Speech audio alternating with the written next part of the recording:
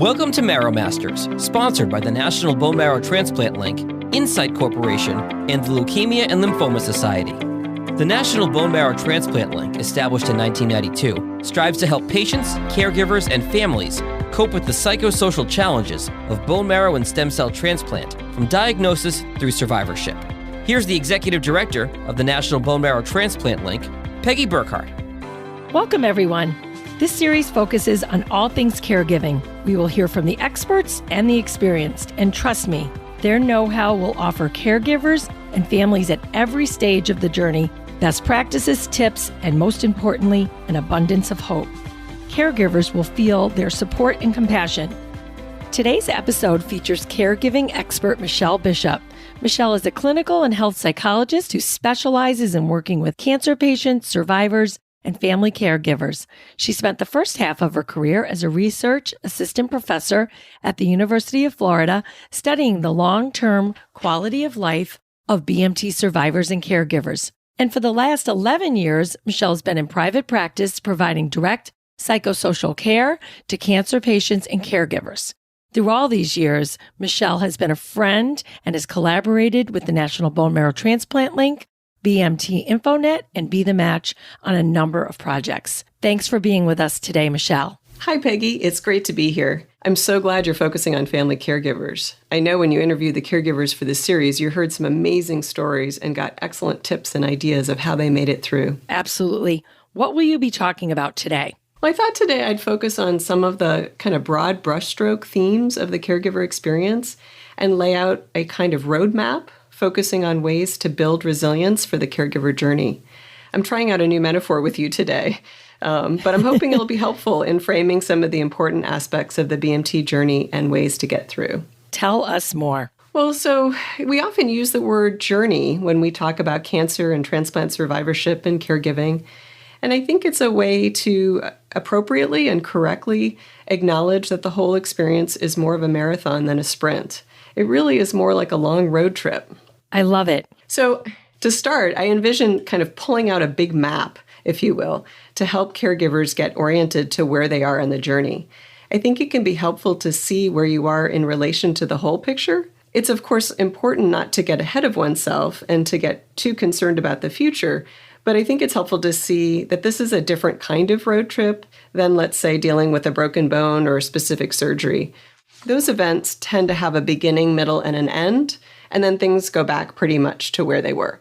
But with the BMT road trip, we can't actually see the final destination, and we don't really know exactly how long it's going to take.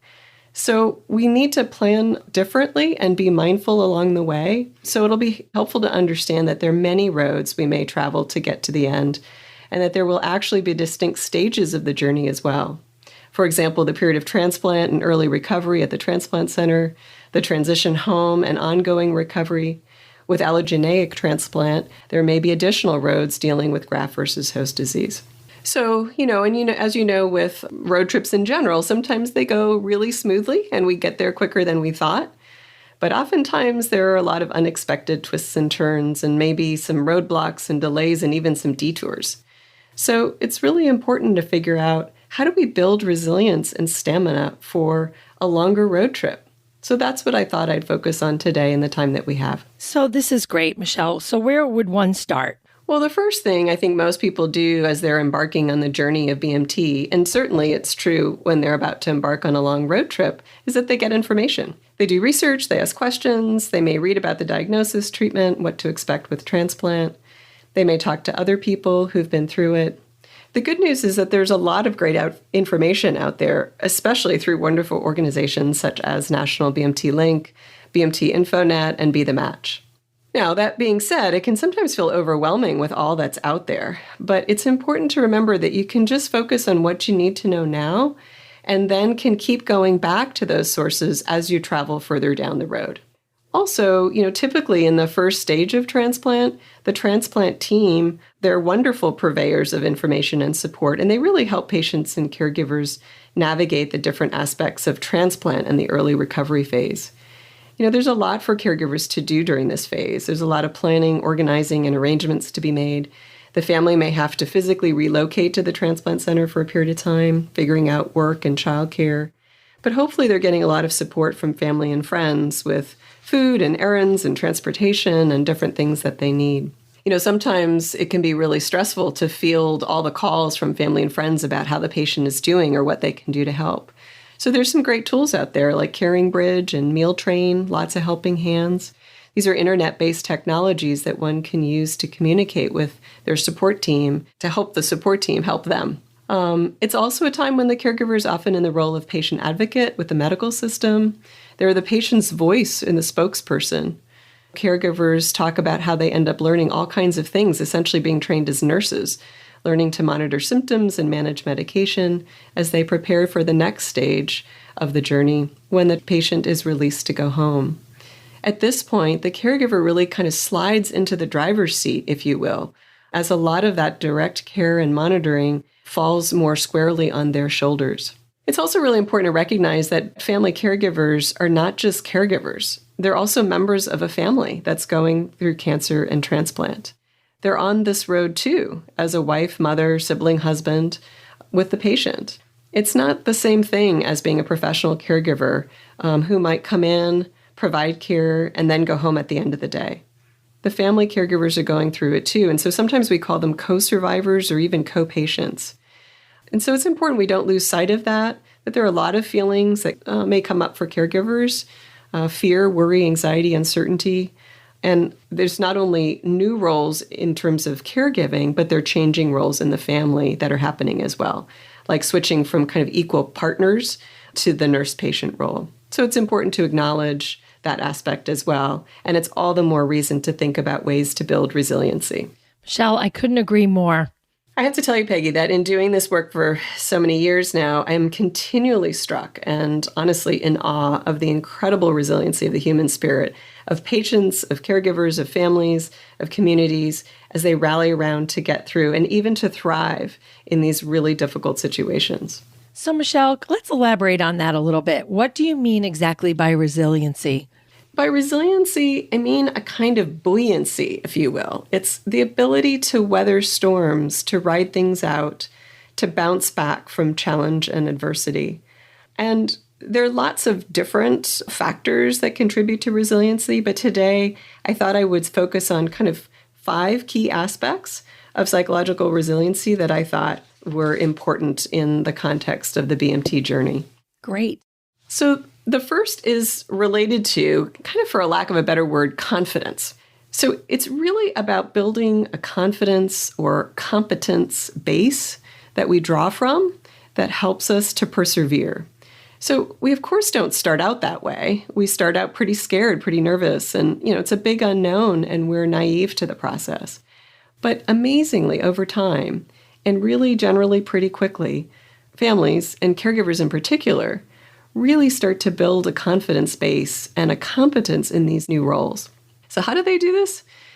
Well, part of it is, like we talked about, getting information, reaching out to other people who've been through it before. But it's also by living it, by trying different things out, by finding what works for them, trusting themselves, and through that, persevering and persisting. Sometimes it's a kind of grit or determination to keep on, especially on those more challenging days. But with time and experience, one builds confidence to problem solve and to manage the things that come up. One thing that's really helpful is to work on kind of developing what one might call realistic optimism, which has to do with finding a balance between seeing things as they are, seeing what is and dealing with what is, while still maintaining optimism. So how do we do that?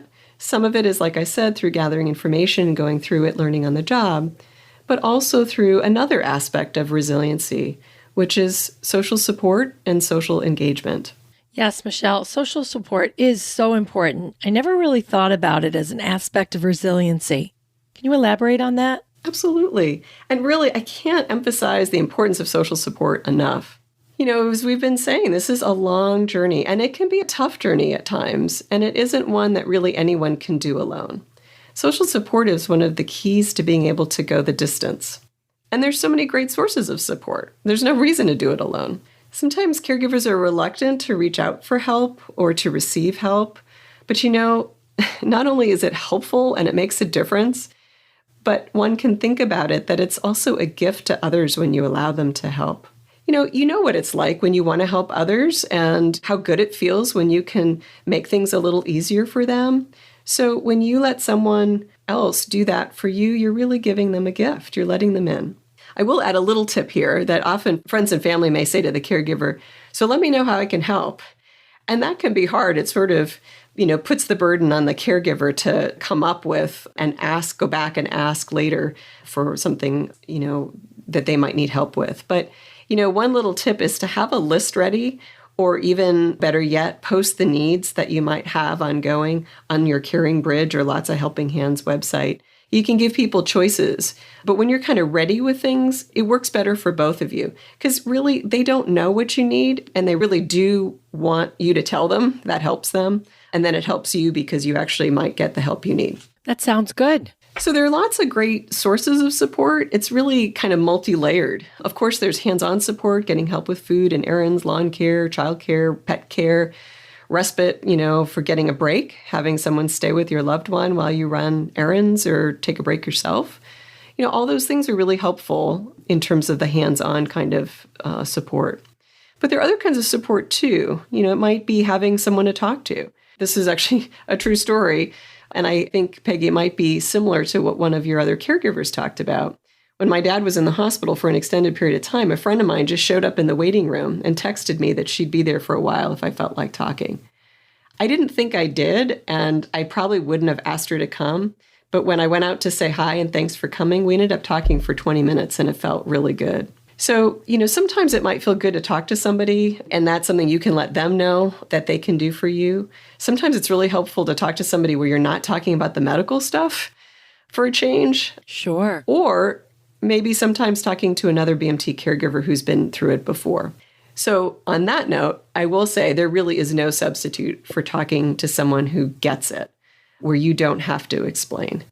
I think particularly when you're talking about the experience of BMT, it's something that not a lot of people have experience with. So, a lot of BMT families talk about that once they're home from the transplant center, friends and family don't always understand that it's not the end of the journey at that point. The end of treatment doesn't mean everything's over now and it's all finished hunky-dory. It's really the beginning of the next road, the next phase, the next stage of the journey, the recovery stage that might last months and sometimes even years. If you're talking about allogeneic transplant and the possibility of graft versus host disease, then it really could be a whole new stage, a whole new set of medical issues that one is dealing with. And I think a lot of folks understandably just don't understand that. So we can certainly try to help them understand that by giving them information and sharing what's going on.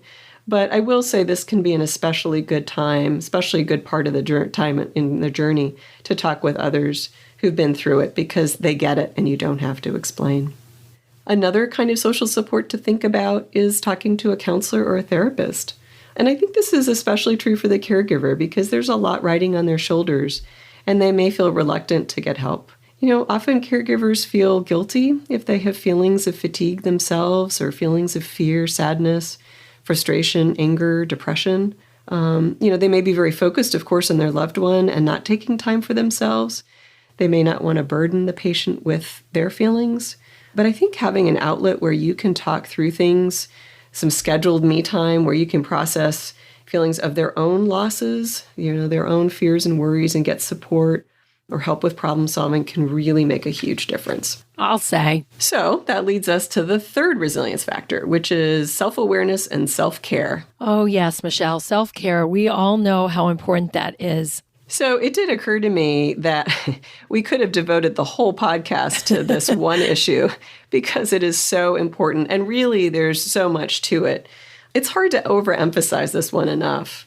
It's so important, but it's really, really hard for most caregivers to understand how important it is, or even if they do understand, to find ways to care for themselves. And there's so many reasons for that. It might feel selfish to them. They feel like they don't have time, or they're not the ones who are ill. There are lots and lots of different reasons. But, I'm hoping that if we can think about this road analogy, maybe this will be helpful. I hope so. One thing is if you think about if you were preparing to take a really long road trip, you would want your car to be in really good shape, right? Right. You wouldn't just start driving down the road. You would check the oil, you'd check the tires, you'd maybe get a tune-up. So ideally, of course, before one even got started on a big road trip, you'd have a chance to check out the car and get everything in good condition before hitting the road. And we would do that for ourselves. But of course, with cancer, with BMT, it happens, and it happens often, very unexpectedly in the middle of us living our lives. And so we don't always have that luxury, even if that would be ideal. The good news is we can also do it along the way, though. So another way to think about it is when we're on a long road trip, we park for the night. And then before we get back on the road the next day, we might, at that point, walk around the car and take a look and make sure we don't have a flat tire or check to see if we have gas in the tank or whatever. In the same way, caregivers could check in with themselves every day, or at least pretty regularly. Perhaps every morning, just a quick check on their energy level, on how they're feeling physically, check in kind of with their emotions and to see, is there any area that could use a little attention, a little fuel, if you will? What a great analogy, Michelle. Tell us more. The good news is even if we forget to check the car or check in with ourselves before we get on the road or before we start the day, the car has a built-in alert system to tell us if something needs attention, which is the dashboard warning lights. The warning lights will tell us if we have low gas or low oil or low battery or is overheating. And you know what? We actually kind of have our own dashboard warning system as well as humans. We have physical symptoms that pop up. We have emotions that pop up. We have warning signs. And just like the car, if we don't pay attention, if we don't heed them, we could really run into trouble. So just as an example, we could take a second and just think of an example like with gas in the gas tank. So let's say we're driving and we didn't actually check before we were driving and we see that the warning light is on and we might think, oh, okay, well, I'll just go a few more miles and I'll just push it a little bit. And I think a lot of caregivers say this, I'll just keep pushing this till I get this done. I don't have time to stop. But with gas in the gas tank, we understand that there's a limit, right? Like we can't keep pushing and pushing and pushing, that at some point that tank is going to be empty and the car is going to stop. And then we have to spend a lot more time and a lot more energy trying to call AAA or walk to a gas station and, all that kind of stuff. And then we're late and it's really a problem. So, it's interesting with our cars, we're aware in a kind of healthful way that we need to pay attention to those warning signs and we need to replenish the tank. And so it's kind of like developing that same appreciation, if you will, for our own inner fuel needs and warning lights with being a caregiver. And that if we don't attend to our own fuel needs, we can really run into problems later. Very true, Michelle. Now, sometimes we're in a rush and we don't have much money with us or we don't have much time, so we'll just put in a couple of dollars worth of gas in. But, generally, I think another way to think about this is we do want to, if we can, to try to keep that tank topped up as much as possible, because it's what helps us to have one less thing to worry about later should something come up unexpectedly in the road. So for instance, let's say there's a detour that's really long and it was completely unexpected, or the gas station that we were planning to stop at turned out to be closed. Like with BMT, if there's suddenly issues with GVHD and one has to go to the doctor or one has to switch gears, if your tank already has fuel in it, is fueled up, you're going to be able to manage that better than if you're running on empty all the time. And that goes the same for keeping your battery charged, your tires pumped up, and so forth. So you can, in that way, think about keeping your physical body strong and well, your emotional well-being, so you don't overheat. That self-care is really about keeping the whole engine running optimally. But it's also a type of resilience in that you'll be ready and in the best condition to weather unexpected storms. So in this way, we're seeing self-care as building resilience. And it's not fluff, it's not optional. It's really a way that you hold the key to long-term success here. So this actually leads to the next aspect of resiliency, the ability to be flexible and adaptable. Wow, Michelle, I never thought of that one before. Let's hear some more about this. Being on this road, on this journey, one thing we can be fairly certain about is that it's not usually a completely straight shot. There can be a lot of twists and turns, a lot of unexpected delays and roadblocks. Honestly, sometimes it takes a whole lot longer than we thought to get where we're trying to go. So again, the more we can try to build in a flexible and adaptable approach, the less suffering we are going to experience, the less frustration and heartache. For instance, just understanding that this is the nature of this trip, the nature of this road. It isn't always smooth sailing or a straight shot. We won't be able to plan it out ahead all of the time, and we will experience some unexpected issues. But just understanding that can actually be really helpful psychologically, because it shapes our expectations, and then we aren't surprised or frustrated or disappointed should something happen along the way. But also when we build those other areas of resiliency that we talked about, the confidence competence piece, which included that ability to problem solve and persevere, when we build up our social support system and we have lots of different resources in terms of kinds of support, when we have been pretty good about trying to keep ourselves recharged and refueled and okay, we're going to find it much easier to successfully navigate those unexpected twists and turns because we've already got resources there. If you think about it, if we have tires that are worn down and worn thin or flat, it's much more difficult to respond quickly and swerve out of the way of a roadblock. Or as I said before, if we have a full tank of gas and there's a long detour, we know we're okay. We're not going to freak out. So all those things really help in terms of building that flexibility, adaptability. A few other things I think are lightness, if you will, humor, being gentle with oneself. Caregivers can be really, really hard on themselves and can put a lot of pressure on themselves. But you know what? There are no mistakes. There's just learning. You're learning as you go. So, to try to be compassionate and gentle with oneself, know that you and your family are in this together and you can find humor even at small, silly things.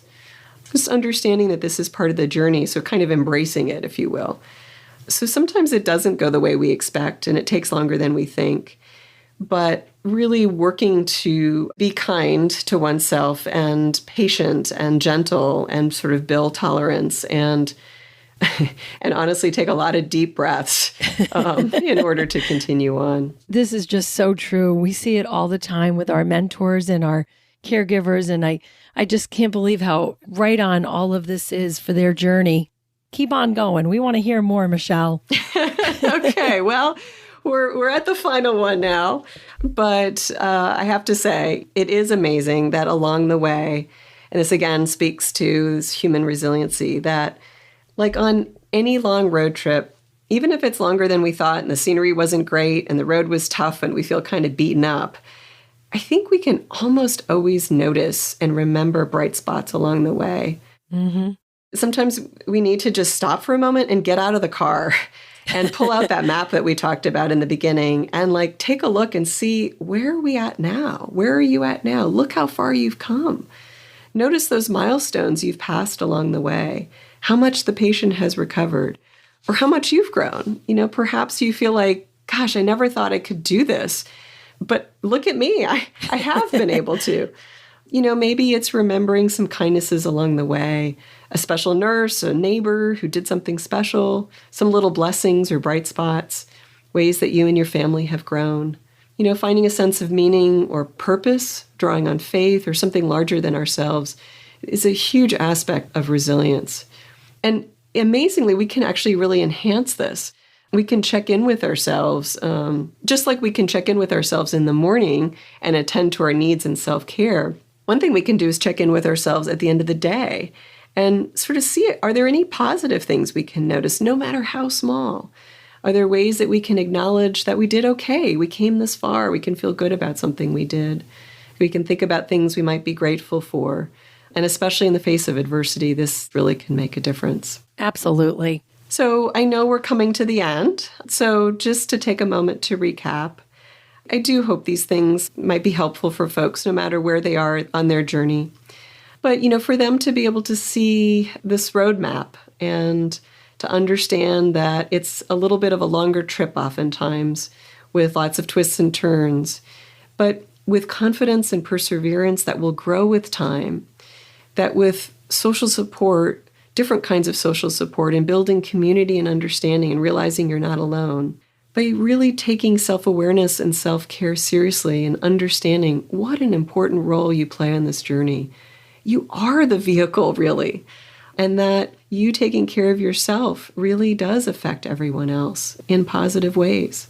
That all of those things help with flexibility, the adaptability, the ability to switch gears, to reroute, to recalibrate as needed. And that finding meaning and purpose along the way on this journey are all things that make the journey a little bit easier and keep us strong and resilient along the way. All these things can really make a difference. So you could be one of those stories, the people who are really proud of their cars. They say, hey, my car has 300,000 miles on it, and it might have dings and dents, but it's still going strong. And that's what we wish for you. Thank you, Michelle. I just love this. Next time I'm driving down the road, I'm going to be thinking about this myself. I think a lot of this applies to everyday life for all of us, in fact. Thanks. To take care of ourselves and be kind to ourselves. So thank you very much. Oh, thank you, Peggy. And I thank the National Bone Marrow Transplant Link so much for the opportunity to speak today. And I certainly thank all those who are listening today. Thank you, Michelle. This has been the Marrow Masters Podcast. Feel free to share this episode via text, email, or social media. To hear more, subscribe for free to Marrow Masters in your favorite podcast app. To learn more about the resources available to both patients and caregivers, check out the National Bone Marrow Transplant Link at nbmtlink.org. That's nbmtlink.org, or just follow the link in our show notes.